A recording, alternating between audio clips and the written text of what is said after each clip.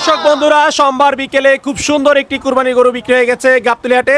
গরুটি কত টাকায় বিক্রি হলো সেই সম্পর্কে আমরা আপনাদেরকে বিস্তারিত জানাবো। আসসালামু আলাইকুম আসসালাম। ভাই, কেমন আছেন? আলহামদুলিল্লাহ ভালো। আচ্ছা, কোথা থেকে আসছেন গরু কিনতে? উত্তরা থেকে। উত্তরা থেকে। জি। গরু কত দিয়ে নিলেন? 2,30,000। 2,30,000।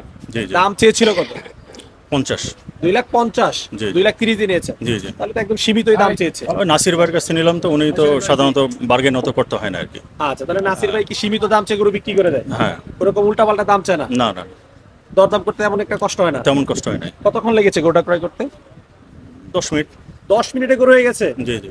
আচ্ছা দর্শক, নাসির ভাইয়ের কাছ থেকে মাত্র 10 মিনিটে দরদাম করে কিন্তু কুরবানির এই সুন্দর গরুটি ক্রয় করলেন বড় ভাই। কে কে আসছেন গরু কিনতে? আমি আমার ছোট ভাই আছে। আপনি আর আপনার ছোট ভাই? জি। গরু পছন্দ করেছে কি? আমরা দুজনেই করছি। দুজনেই পছন্দ করেছে। হ্যাঁ, হ্যাঁ। আচ্ছা, গরু কি দেখে পছন্দ হয়েছে আপনাদের? কালার, সাইজ, বডি সবকিছু সুন্দর। আচ্ছা, একটু যদি দাম নিয়ে জানতে চাই, গরুর বাজারে গরুর দাম এখন কেমন দেখতেছেন আপনি? আমি আসার পথে যতগুলো দেখলাম মোটামুটি একটু হাইয়ের দিকে, যেটা মনে হলো আর কি। একটু হাইয়ের দিকে। হ্যাঁ। আচ্ছা, হ্যাঁ, এটা আসলে সবাই বলতেছে যে একটু হাই, যেহেতু মাংসের দাম দেখা যায় 100 টাকা বেড়েছে, সেই হিসাবে সবগুলোতেই একটু তুলনামূলক দাম বেশি। জি জি।